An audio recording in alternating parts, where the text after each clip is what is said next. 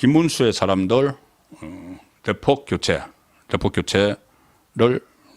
해야 되고, 그 중에서는 깜짝 놀랄 인물도 지금도 좀 나중에 그 소개를 몇 사람 드릴 텐데 거기도 있고 앞으로 영입할 사람들 중에서도 많이 있을 겁니다. 지금부터 시작이죠. 이재명은 3년 동안 해왔고 지금 모든 것을 다 갖춰놓은 상태지만은 이 김문수는 지금부터 시작입니다. 사람도 마찬가지입니다. 그 전에 일단 현재 상황이 어느 정도 지고 있는지, 사실 지고 있는 건 맞죠. 현 상황에서 3년 동안 준비해온 사람이고 김문수는 어젯밤에 후보가 됐습니다. 지고 있는 건 맞죠. 그런데 아직은 여론조사 결과가 김문수 후보가 국민의힘 후보로 확정되고 한덕수 전 총리는 출마하지 않는 걸로 정리된 이 상황에서 지지율 조사는 나오지 않았습니다. 지지율 조사는 나오지 않았는데 많이 바뀔 수가 있죠. 그런데 그 직전까지의 지지율 그 양상은 하나 일단 소개는 드리겠습니다. 이게 앞으로 변할 거니까. 리얼미터가 에너지경제신문 의뢰로 지난 7일, 9일, 그러니까 이때는 한참 이 단일화 또는 후보 교체 파문이 막 일어날 때죠. 이때 조사한 것을 보면은, 대선 3자 가상 대결에서 이재명이 52.1, 김문수 후보가 31.1, 이준석은 6.3인데 거의 뭐 이렇게 보면은 20%포인트가 차이가 나죠. 그런데 이것은 그 한덕수 변수가 정리가 안 됐을 때이고 아직 본격적으로 이 김문수 후보가 국민의힘 후보가 아닐 수도 있다는 이 상황에서 조사가 된 것이기 때문에 지금 아마 내일이나 모레 정도 조사가 나오면은 다른 상황이 나올 수가 있습니다. 그리고 거기서 이제 탄력을 받아서 쭉 치고 올라갈 가능성도 있는데, 자,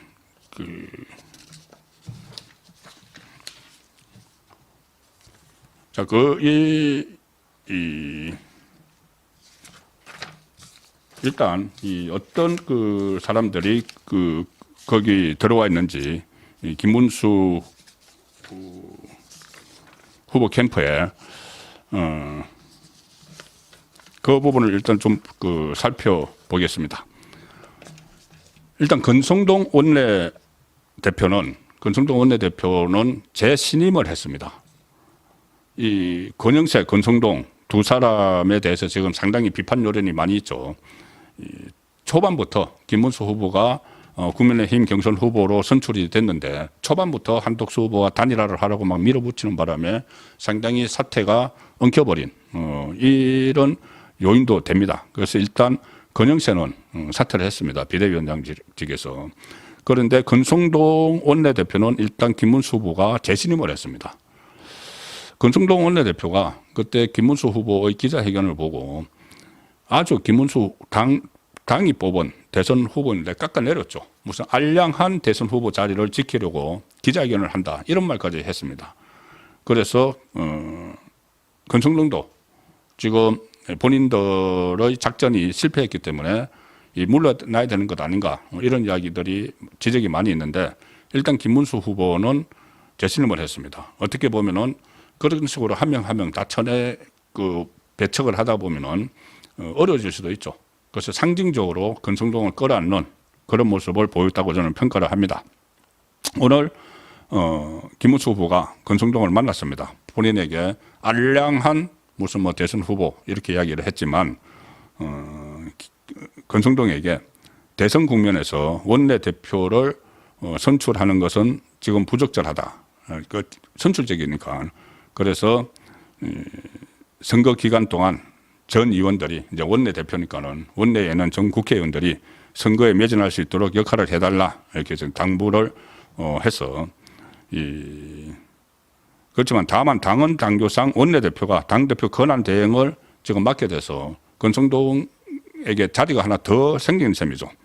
그런데 이 비대위원장을 또 새로 김문수 후보가 영입을 해올 수가 있습니다. 어쨌든 사람들을 많이 데려와야 되기 때문에 비대위원장도 외부의 명망 있는 인사나 아니면 내부에서 그래도 국회의원들에게 존경을 받을 만한 그런 원로급을 새로 앉히는 것도 한 방법이겠죠. 모든 이 사람들을 다 포용을 해야 되는 상황인데 오늘 국민의힘에서 김문수 후보로 확정된 뒤에 첫 번째 선대위가 열렸습니다. 아직 전체적인 선대위의 틀은 짜이지 않았죠. 아마 내일쯤 거의 이제 확정이 될 건데 지금 시도별로도 선대위원회가 구성이 되고 있습니다. 지금 첫 선대위에 참석한 사람은 누구냐면은 그때 국민의힘 대선 후보로 김문수 후보가 확정되고 나서 김문수 후보가 같이 경선을 했던 후보들에게 공동선대위원장을 제안을 했죠. 그래서 가령 뭐 나경원, 안철수 그 경선 상대자들은 거기에 호응을 해서 오늘 공동선대위원회에 참석을 했습니다. 그러니까 이 사람들은 공동선대위원장이죠.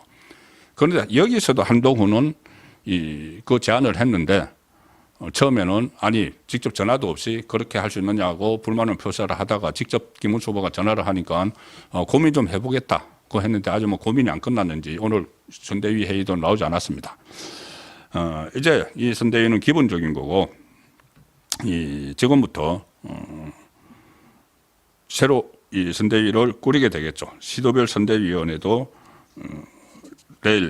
내일부터 이제 속속 발족을 하는데 외부 영입 인사 앞으로 어떤 인사들이 영입이 될지 그 부분도 좀 관전 포인트로 지켜봐야 됩니다. 아마 지금 성사가 되지 않았지만은 깜짝 놀랄 만한 사람들이 들어올 수도 있다. 선대위에. 일단은 경선 캠퍼가 있었죠. 그 경선 캠퍼 중심으로 선대위를 이제 공동 선대위원장이나 이런 사람들은 외부의 거물급들을 영입을 하겠지만은 그 실무 부분에서는 경선 캠퍼 중심으로 하겠죠. 그런데 이 김문수 후보의 경선 캠퍼가 두 갈래로 쪼개져 있었습니다. 하나는 단일화파, 무조건 한덕수가 단일화를 해야 된다. 그래서 단일화를 추진하기 위해서 캠퍼로 들어왔던 사람들이 있죠. 대표적인 인물이 박수영 의원입니다. 박수영 의원. 그 김문수 캠퍼에서 총괄 정책본부장을 맡았는데 본인은 단일화를 추진하기 위해서 들어왔다. 그러니까 마치 트로이의 목마처럼 그렇게 들어왔다고 공언을 했고 그렇게 한 사람들이 상당히 많습니다. 그런데 그 사람들은 좀 김문수 후보에 대해서 그때 뭐 본부장급들이 집단 성명까지 냈죠. 왜 단일화 빨리 안 하느냐. 그래서 그 사람들은 일단 뒤로 좀 빠질 가능성이 높고 단일화파에 대척되는 곳에 있었던 게 자강론자들입니다. 자강론. 우리끼리 해도 된다. 우리끼리 하자. 이 한덕수 후보와 굳이 단일화 안 해도 전략만 잘 짜나가면은 이길 수 있다. 이렇게 해서 자강론인데 그 자강론의 중심에 서 있던 사람이 바로 김재원 전 의원이죠. 이 대선 후보 비서실장 겸 미디어 총괄 본부장을 맡았었는데 경선 캠프에서 아마 자강론을 했던 김재원 전 의원이 상당히 비중 있는 역할을 차지할 가능성이 높습니다. 그리고 그쪽에 있었던 그 캠퍼, 경선 캠퍼에 있었던 사람 중에 좀 눈에 띄는 사람들은 뭐 몇 사람 있지만 그 중에 이문열 소설가가 있었죠. 소설가 이문열 선생이 명예선대위원장을 맡았습니다. 그리고 많이 이렇게 회자가 됐죠. 자강론에 김재원 의원이 이제 표면적으로는 대표적인 자강론자였고 그리고 협상도 실무 협상 한독수 캠퍼와의 실무 협상도 김재원 전 의원이 이끌었죠. 그래서 아마 핵심이 될 텐데 지금 잘 알려지지 않은 사람 중에서 또 핵심이 있다. 자강론. 소위 말해서 경기도 팀 이야기를 많이 합니다. 경기도지사 할 때 도지사 재선을 했죠. 그때 이제 정무라인, 홍보라인에 포진을 했던 사람들이 이번에 경선 캠퍼에서도 이 자강론을 이끌었고 또 아마 지금 그 본선 경선 캠퍼가 선대위가 꾸려지고 있는데 거기에 중요한 역할을 할 것이다. 그래서 자강론 중에서 지금 주목받는 인물이 경선 때 김문수 후보의 수행팀장을 했던 박종훈입니다. 박종훈. 박종훈 씨는 지금 수행팀장을 했습니다. 이번에 이 박종훈 팀장은 김문수 후보가 고용노동부 장관을 할 때 정책보좌관을 한 오랜 측근입니다. 오랜 측근인데 이 박종훈 그 팀장이 어떤 인물이냐 하면은 강경론을 이제 이끈 인물인데 박종철 고문치사 사건 있지 않습니까? 네, 박종철 고문치사 사건 때 그때 서울대 학생운동권의 선배였습니다. 선배였는데 그때 박종철 군을 치안 그 본부에서 대공수사처에서 고문을 하다가 그런 불상사가 일어났죠. 아주 불행한 일이 일어나는데 그때 고문을 한 이유가 뭐였냐면은 서울대 운동권 선배 한 사람의 행방을 대라는 거였습니다. 그래서 바로 그 사람이 이 박종훈 이 수행팀장, 김문수 캠프의 수행팀장인 거죠. 그래서 박종훈 팀장이 자강론의 대표적인 인물이었다. 이런 이제 말들이 정가에서 흘러나오고 있는데 아마 이 사람도 좀 핵심적인 역할을 맡을 가능성이 있죠. 제가 왜 이것을 강조해서 말씀드리냐 하면은 자칫 인적 배치를 잘못하면은 이제 그 운동권 출신이죠. 물론 이제 지금은 이제 김문수 후보와 같이 전향을 했지만은 잘못하면은 좀 그 마찰이 일어날 수도 있다. 인적 배치를 이게 어떻게 그 충돌이 일어나는 식으로 그렇게 하면은 그래서 교통 정리를 좀 잘 해야 된다. 물론 이렇게 김문수 후보가 믿는 그런 사람들도 이 핵심자를 배치를 해야 되지만은 일단 자리를 많이 비워놔야 됩니다. 자리를 비워놔서 다른 사람들이 속속 참여를 할 수 있는 그런 토대를 좀 만들 필요가 있어서 제가 이제 눈에 띄는 인물을 소개를 드렸습니다. 오늘 윤석열 전 대통령이 메시지를 하나 냈습니다. 일단 통합을 강조를 했습니다. 국민의힘에서 대선 후보가 이렇게 이 파동을 겪다가 김문수 후보로 확정이 됐는데 윤석열 전 대통령이 메시지를 냈습니다. 그런데 일부에서 그런 이야기들이 있죠. 친윤, 권성동 그 건영세 다 이제 친윤이죠. 친윤 쪽에서 이번에 김문수가 아닌 한덕수로 바꾸기 위해서 작업을 했다. 친윤이면 윤석열 전 대통령의 접근이라는 이야기죠. 그런데 오늘 이것이 이제 정제가 되고 나서 윤석열 전 대통령이 메시지를 냈습니다. 페이스북에 글을 올렸는데 이런 상황이 벌어지고 나서 처음으로 제가 볼 때는 처음으로 정치적인 메시지를 냈다고 봅니다. 이렇게 이렇게 썼습니다. 윤석열 전 대통령이 우리의 반대편은 강력하다. 이재명, 이번 선거에서 우리는 반드시 승리해야 하며 승리할 수 있다.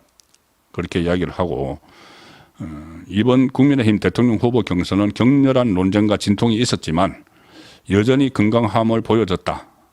이런 메시지를 냈습니다.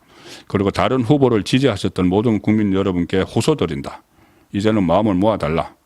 김문수 후보를 지지하셨던 분들 또한 이 과정을 겸허히 품고 서로의 손을 맞잡아야 한다.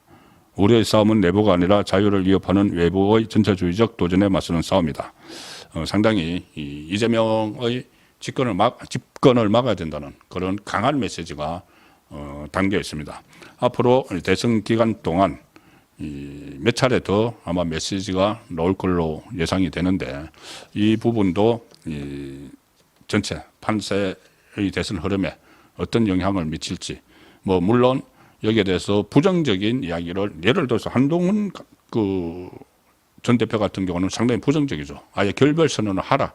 김문수 후보에게 그렇게 이야기하지만 일단은 보수층이 하나로 정통 우파 보수층이 하나로 뭉치는 차원에서는 또 달리 해석을 할 수도 있습니다.